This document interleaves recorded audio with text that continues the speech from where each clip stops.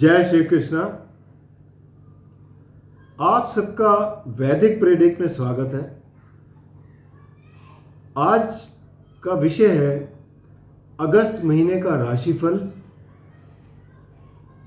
3 राशियों के लिए, यानी मकर, कुंभ और मीन। सबसे पहले आपको मैं चार्ट दिखाऊंगा और इस महीने जो ग्रहों की बदलाव हो रहा है उस पर बात करेंगे। ये दिखाने से पहले मैं आपसे ये रिक्वेस्ट करूंगा, अगर आपने चैनल को सब्सक्राइब नहीं किया तो कृपया सब्सक्राइब ज़रूर कर दें और आप बेल आइकन भी दबाएं ताकि आपको नोटिफिकेशन मिल जाए। अगर आपको वीडियो पसंद आए तो आप शेयर ज़रूर करिएगा, क्योंकि इससे हमें प्रेरणा मिलती है और हम आगे बढ़ सकते हैं। कोई सुझाव हो, कोई कमेंट हो, कोई क्वेश्चन हो आपके पास तो कमेंट बॉक्स में ज़रूर लिखिए, इसका आपको उत्तर मिलेगा। तो आइए शुरू करते हैं। सबसे पहले मैं आपको चार्ट दिखा रहा हूँ इस अगस्त के महीने का 1 तारीख का, और जो बदलाव होने हैं वो कुछ इस प्रकार हैं। सबसे पहले सूर्य देव राशि परिवर्तन कर रहे हैं, जिसे कर्क संक्रांति कहते हैं। उसमें जाएंगे, ये सिंह राशि में जाएंगे 17 तारीख को। 21 तारीख को शुक्र का राशि परिवर्तन होगा, ये जाएंगे कन्या राशि में, जो कि इनकी नीच की राशि है। इसके बाद बदलाव होगा 26 तारीख को मंगल का। मंगल वृषभ राशि से मिथुन राशि में जाएंगे, जो कि इनकी शत्रु राशि है। और इसके अलावा बुध 9 तारीख को वक्री हो रहे हैं और साथ में अस्त भी हो रहे हैं। तो इसका मतलब बुध की स्थिति 29 तारीख तक बहुत कमज़ोर रहेगी। अब उसकी वजह से शायद आपको परिणाम वैसे ना मिल सकें, तो ये आपको देखना पड़ेगा। और चंद्र का गोचर जो है वो मिथुन राशि से शुरू हो रहा है। पूरा ज़ोडिएक का चक्कर लगाकर ये अपना 31 अगस्त को गोचर समाप्त करेंगे कर्क राशि में। तो बाकी ग्रहों की स्थिति एज इट इज़ रहेगी। तो चलिए बात करते हैं सबसे पहले मकर राशि की। मकर राशि के लिए स्वामी है शनि। शनि दूसरे घर में बैठे हैं वक्री होकर। तो वक्री ग्रह जो है आपके मकर राशि के भी परिणाम देंगे। तो वक्री जब ग्रह होते हैं राशि स्वामी, लग्न के स्वामी या राशि स्वामी, तो ये स्वास्थ्य में ज़रूर प्रभाव देते हैं। तो स्वास्थ्य का ज़रूर ध्यान रखिएगा। खाने पीने का ध्यान रखें खासकर, क्योंकि गैस्ट्रिक ट्रबल ये सब चीज़ें हो सकती हैं। वैसे भी बरसात का सीज़न चल रहा है तो इस बात को आपको थोड़ा ज़्यादा ध्यान रख के चलना पड़ेगा। और कामों में हो सकता है, क्योंकि वक्री है तो क्या होता है कि इनमें एक सडननेस आ जाती है, अचानक जो परिणाम देने की प्रबलता आती है वक्री होने के कारण, तो वो होती है। कभी कोई आपके काम बहुत अचानक से देखा जाएगा ठीक चल रहे हैं, रुक गए, या जहाँ से कभी कभी कोई उम्मीद नहीं थी और वहाँ से काम हो गया। ये इस तरीके के दोनों परिणाम मिल सकते हैं आपको। इसके अलावा दूसरे भाव धन भाव के स्वामी हैं शनि, तो धन का लाभ तो देंगे ही। बाकी वही जैसे खाने पीने का है ये घर दूसरा, तो आप उसका ज़रा ध्यान रखिएगा। और परिवार में भी जो है आप अपनी वाणी थोड़ा सा ऐसे रखिए जिससे परिवार में अच्छा समन्वय बना रहे। तीसरे घर में राहु बैठे हुए हैं, और तीसरे घर के राहु पराक्रम आपका बढ़ाते हैं, उन पर कोई दुष्प्रभाव नहीं है, इसलिए राहु आपको बहुत अच्छे परिणाम देंगे। यात्राएं छोटी मोटी करते हैं तो उसमें भी आपको लाभ मिलेगा। इसके अलावा चौथे घर की बात करें तो चौथे घर आपका मंगल का घर है। मंगल पंचम भाव में बैठे हैं, तो चौथे घर के परिणाम आपको काफ़ी अच्छे मिलेंगे। प्रॉपर्टी वगैरह के केस में आपको लाभ मिल सकता है, तो यहाँ कोई परेशानी नहीं है। इसके अलावा पंचम भाव की बात करें तो पंचम भाव के स्वामी हैं शुक्र। शुक्र 8वें घर में बैठे हैं, तो पंचम भाव के स्वामी तो कमज़ोर स्थिति में है। और साथ में यहाँ पर बैठे हुए हैं गुरु और मंगल। अब गुरु की दृष्टि नवम भाव पर भी है, आपकी राशि या लग्न पर भी है, तो गुरु तो मजबूती दे रहे हैं। और गुरु जो है साथ में, क्योंकि द्वादश और तीसरे घर के स्वामी हैं, तो पंचम भाव में ये होगा कि शिक्षा के लिए जो लोग हैं कार्यरत, उनको तो काफ़ी अच्छा लाभ होगा। मंगल यहाँ पर बैठे हैं, जो लोग एक्स्ट्रा करिकुलर एक्टिविटीज़ में हैं, डांस, ड्रामा, स्पोर्ट्स में हैं, उनको लाभ मिलेगा। तो ओवरऑल स्थिति उनके लिए तो अच्छी है। लेकिन राशि स्वामी जब यहाँ पर कमज़ोर हैं तो क्रिएटिव काम में आपको थोड़ी बहुत परेशानी आ सकती है। तो बाकी और कोई दिक्कत नहीं है। छठे घर के स्वामी बुध हैं। बुध बैठे हुए हैं 8वें घर में। छठे घर के स्वामी होकर 8वें घर में बैठे हैं, विपरीत राजयोग का गठन करते हैं, क्योंकि शनि और मंगल से दृष्ट भी हैं। इसका मतलब ये होता है कि परेशानी तो देंगे, लेकिन उस परेशानी से बाहर भी निकाल देंगे। तो ऐसी स्थिति बनती है। लेकिन दिक्कत यह है कि बुध की स्थिति ताकत उतनी है नहीं, क्योंकि 9 तारीख तक तो ठीक है। 9 तारीख के बाद ये वक्री हो जाएंगे, वक्री और साथ में अस्त भी हो जाएंगे। तो जब दोनों स्थिति होगी तो उसमें परिणाम इनसे एक्सपेक्ट करना थोड़ा वो ज़्यादा होगा। तो इस चीज़ को ध्यान दीजिए, क्योंकि भाग्य स्थान के मालिक भी हैं, 8वें घर में बैठे हो तो भाग्य भी कमज़ोर करते हैं। तो ये स्थिति बुध की और शुक्र की थोड़ा कमज़ोर है। शुक्र जो है वो, चलिए पहले सप्तम भाव की बात करते हैं। सप्तम भाव के स्वामी है चंद्र। चंद्र का गोचर छठे घर से शुरू हो रहा है, तो ठीक है। उसके बाद सप्तम में आएंगे, अपने घर में आएंगे, तो यहाँ पर भी अच्छे रहेंगे, कोई दिक्कत नहीं है। 8वें में और 12वें में थोड़ी सी परेशानी देते हैं, बाकी और कोई दिक्कत नहीं है। जहाँ भी जाएंगे 2.25 दिन के लिए जाते हैं, तेज चलने वाले ग्रह हैं, आपको अच्छे ही परिणाम देने, क्योंकि केंद्र के स्वामी हैं। इसके अलावा अब बात करेंगे आपके अष्टम भाव की। तो अष्टम भाव में जो स्वामी हैं सूर्य हैं। सूर्य बैठे हुए हैं कर्क राशि में सप्तम भाव में। अब सप्तम भाव में सूर्य की स्थिति अच्छी नहीं मानी जाती, क्योंकि ये अलगाव का कारण बनते हैं। तो आप अपने पार्टनरशिप में और उन सब चीज़ों में ध्यान रखिएगा। पति पत्नी के संबंध में आपको थोड़ा सा समन्वय बना के चलना चाहिए। इसके अलावा भाग्य स्थान की बात करें तो भाग्य स्थान के स्वामी बुध हैं। बुध कमज़ोर स्थिति में है, तो भाग्य भी आपका उतना तेज़ नहीं रहेगा। हालांकि यहाँ केतु बैठे हुए हैं, आप धार्मिक कार्यों में ज़रूर आपकी मदद करेंगे। दशम भाव की बात करें, दशम भाव के स्वामी शुक्र हैं, 8वें घर में बैठे हैं। 8वें घर में बैठकर ये भी आपके कार्य क्षेत्र में कोई ना कोई विघ्न डाल सकते हैं।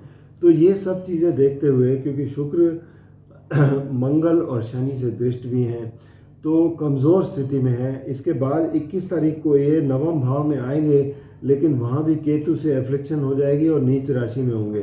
तो ओवरऑल शुक्र की स्थिति पूरा महीना ही कोई अच्छी नहीं है, और साथ में बुध भी कमज़ोर है। तो ये कह के चलते हैं कि आपके लिए परिस्थितियाँ थोड़ी सी चैलेंजिंग ज़रूर रह सकती हैं। लाभ स्थान के मालिक मंगल हैं, जिनकी दृष्टि, मंगल की दृष्टि भी लाभ स्थान पर है, तो लाभ आपको मिलता रहेगा। तो इसमें कोई दो राय नहीं है। और बाकी जो देखा जाए तो एक किस्म से आपको मिश्रित परिणाम मिल रहे हैं। स्वास्थ्य का आपको ध्यान रखना है और अपने खर्चों पर ध्यान रखना है। लाभ मिलता रहेगा, उसकी कोई दिक्कत नहीं है। बाकी कार्य क्षेत्र में भी आप थोड़ा सा फोकस बना के चलेंगे तो आपके लिए अच्छा रहेगा। तो ये था मकर राशि का राशिफल। उपाय के तौर पर आप हमेशा एक काम कीजिएगा, हनुमान चालीसा रोज़ पढ़िए। चाहे आप जितनी बार पढ़ सकें उतना अच्छा है।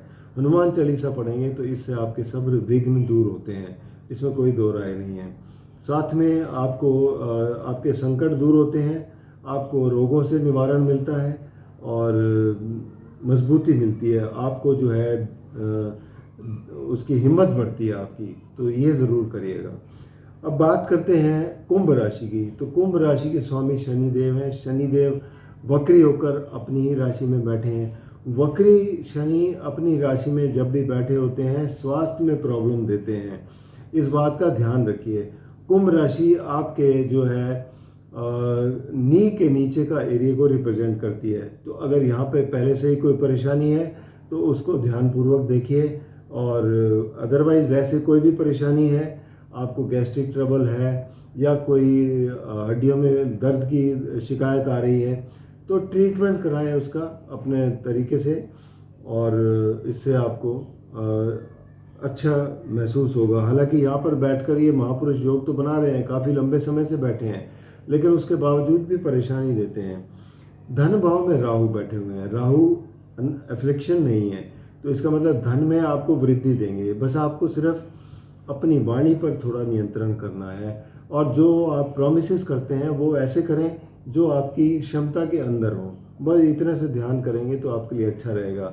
और दूसरा, किसी लत वगैरह ना पड़े, क्योंकि राहु जब दूसरे घर में होते हैं और ये दूसरा घर खाने पीने का है, तो अगर कोई लत लगती है तो वो आपके लिए ख़राब होगी।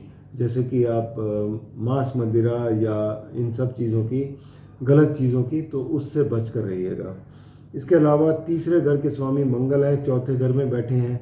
मंगल पराक्रम भाव के स्वामी हैं और चौथे घर में बैठे हैं। चौथे घर में मंगल अच्छे नहीं गिने जाते, क्योंकि सुख स्थान है और ये गर्म ग्रह हैं, अग्नि तत्व के ग्रह हैं, तो यहाँ पर थोड़ी परेशानी दे सकते हैं। तो हालांकि इनकी दृष्टि जो पड़ रही है वो भाग्य, एक तो सप्तम भाव पर पड़ रही है और मित्र राशि है, अपनी राशि पर कार्यक्षेत्र में पड़ रही है, वहाँ पर वृद्धि करेंगे। और दूसरा, मित्र राशि में पड़ रही है अष्टम दृष्टि लाभ स्थान पर, तो यहाँ पर भी आपको एक किस्म से लाभ ही देंगे। तो ये स्थिति है। बाकी गुरु और मंगल की युति जो है यहाँ पर ओवरऑल सामान्य सी रहेगी। पंचम भाव की बात करें तो पंचम भाव के स्वामी बुध हैं। बुध बैठे हुए हैं सप्तम भाव में शुक्र के साथ। 9 तारीख तक तो ठीक है, 9 तारीख के बाद ये वक्री भी होंगे और अस्त भी हो जाएंगे। तो जब पंचम भाव के स्वामी वक्री और अस्त होंगे तो इनकी काम, आपके रिजल्ट देने की क्षमता बहुत कमज़ोर हो जाती है। तो हो सकता है आपको उतने अच्छे परिणाम ना मिलें। इस बात का ध्यान रखिए। अधिक मेहनत करनी पड़े, फोकस बढ़ाकर चलना पड़े, वो आपको देखना पड़ेगा। छठे घर की बात करें तो छठे घर के स्वामी हैं चंद्र। चंद्र का गोचर पंचम भाव से शुरू हो रहा है। पंचम भाव में तो अच्छी स्थिति है, कोई दिक्कत नहीं है, लेकिन छठे घर के स्वामी होते हुए जहाँ भी जाएंगे थोड़ी बहुत कोई ना कोई परेशानी ज़रूर देंगे।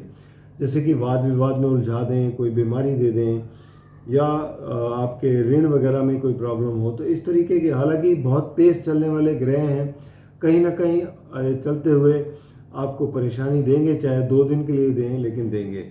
इसके अलावा सप्तम भाव की बात करें, सप्तम भाव के स्वामी हैं सूर्य। सूर्य बैठे हैं छठे घर में। छठे घर में सूर्य की स्थिति अच्छी रहती है, लेकिन सप्तम भाव के स्वामी हैं, पार्टनरशिप का भाव है, रिश्तों का भाव है। तो आप यहाँ पर वाद विवाद से बचने की कोशिश करें, और जो भी आपके साथ, जो भी आप समन्वय बना के चलें, तालमेल बिठा के चलें, तो कोई परेशानी की बात नहीं है। और यहाँ पर शुक्र और बुध बैठे हुए हैं, हालांकि कमज़ोर स्थिति में है, लेकिन ओवरऑल फिर भी ठीक है।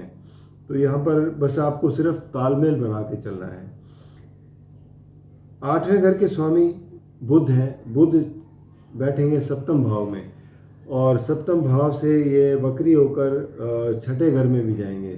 तो बुध देखा जाए 8वें घर के स्वामी जब कमज़ोर हैं तो 8वें घर के परिणाम आपको परेशान नहीं करेंगे, तो एक किस्म से आपके लिए अच्छी स्थिति हो जाती है।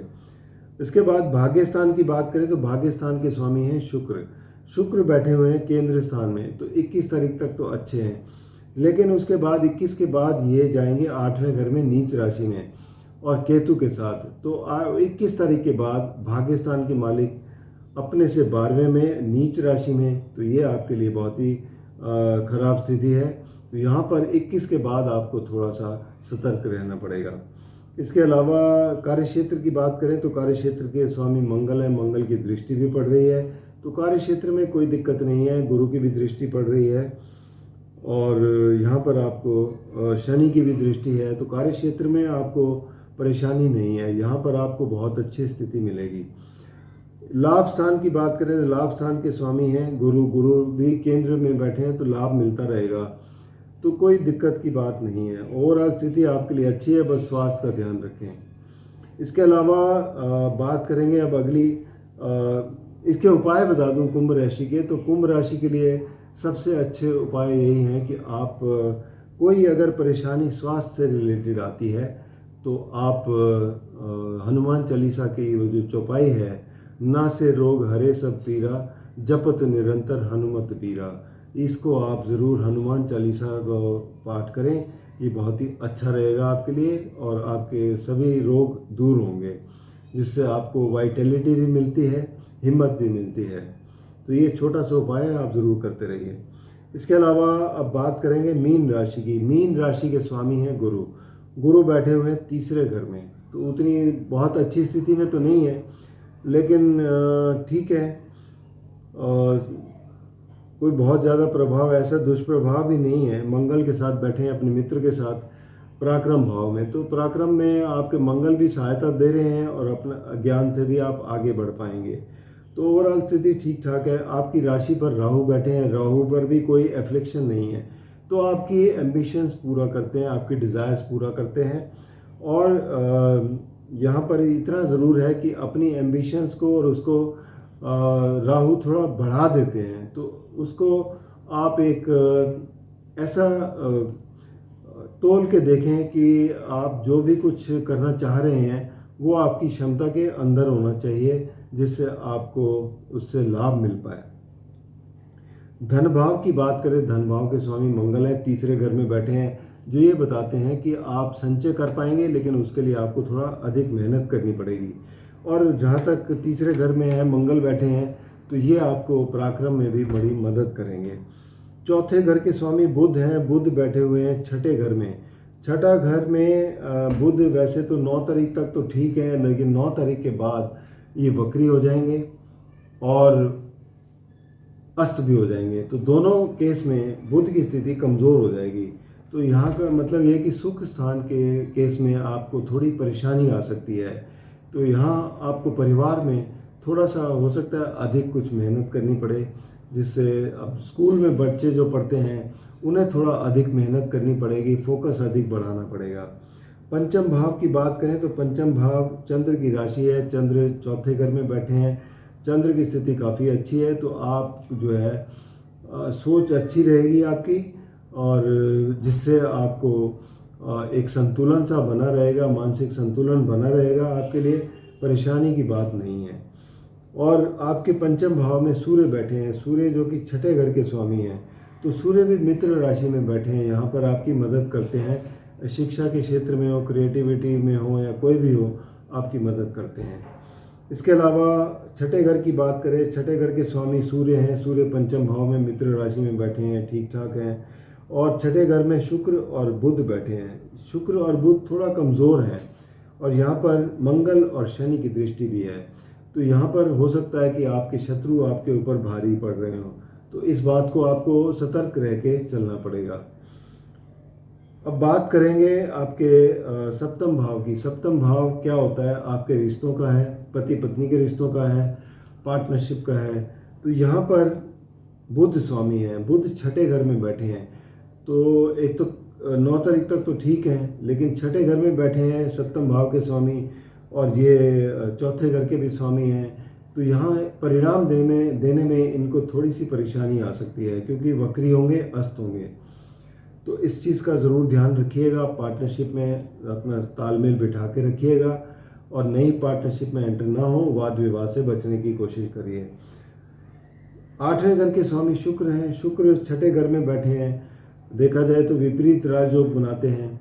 21 तारीख तक तो ठीक है, लेकिन उसके बाद ये सप्तम भाव में चले जाएंगे केतु के साथ नीच राशि में, तो यहाँ पर परेशानी करेंगे, पार्टनरशिप के लिए भी परेशानी करेंगे, पति पत्नी के रिश्तों के लिए भी परेशानी होगी, और आठवें घर के स्वामी होते हुए विघ्न भी डालेंगे, तो ये आपको थोड़ा सतर्क रह के चलना पड़ेगा। भाग्य स्थान के मालिक मंगल हैं, मंगल बैठे हुए तीसरे घर में, और भाग्य स्थान पर नज़र भी है, तो भाग्य आपका बढ़ाते हुए नजर आएंगे, आपको इसमें भाग्य में कोई दिक्कत नहीं है। और दशम भाव के स्वामी गुरु हैं, गुरु तीसरे घर में बैठे हैं, आप ये बताते हैं कि कामकाज के क्षेत्र में आपको थोड़ी मेहनत अधिक करनी पड़ेगी और फोकस बढ़ा के चलना पड़ेगा। ऐसे आपके लिए सामान्य सी स्थिति है, कोई बहुत परेशानी भी नहीं है। और लाभ स्थान की बात करें तो लाभ स्थान के स्वामी शनि हैं, शनि द्वादश भाव में बैठे हैं, यानी कि लाभ भी दे रहे हैं और साथ में खर्चा भी करवा रहे हैं। लेकिन शनिदेव ऐसे ग्रह हैं जो खर्चे पर नियंत्रण करने में सक्षम है, खासकर 12वें घर में बैठकर, क्योंकि 12वें घर के कारक ग्रह भी बनते हैं। वक्री हैं, 11वें घर के भी परिणाम देंगे, तो लाभ भी देंगे, साथ में खर्चों पर भी नियंत्रण करेंगे। ओवरऑल स्थिति आपके लिए अच्छी खासी रहेगी, कोई दिक्कत नहीं है। उपाय के तौर पर गुरु के लिए आप उपाय कर सकते हैं। उसके लिए आप बृहस्पतिवार को हमेशा सबसे पहला उपाय तो ये होता है, आप घर में माता पिता का आशीर्वाद लें, अपने गुरु का आशीर्वाद लें और उसके बाद मंदिर जाएं और वहाँ पर कुछ फल फ्रूट दान कर दें, जो गरीब लोगों के लिए बंटवा दें। तो ये आपके लिए बहुत अच्छा रहेगा। बृहस्पतिवार को ये कार्य करें, इससे आपको बहुत बड़ी सहायता मिलेगी। तो उम्मीद करता हूँ कि ये महीना, कभी कभी क्या होता है, ग्रहों की स्थिति कुछ ऐसी होती है जिसमें आपको थोड़ा ज़्यादा सतर्क रह के चलना पड़ता है। तो थोड़ा सा आप सतर्क रह के चलेंगे, अपने कार्य बड़ी धैर्य से करते रहेंगे, तो आपको कोई परेशानी नज़र नहीं आएगी। तो इस बात को आप लेके चलिए। आपके लिए महीने शुभ मंगल और शुभ हो, मंगलमय हो, यही कामना करता हूँ। धन्यवाद।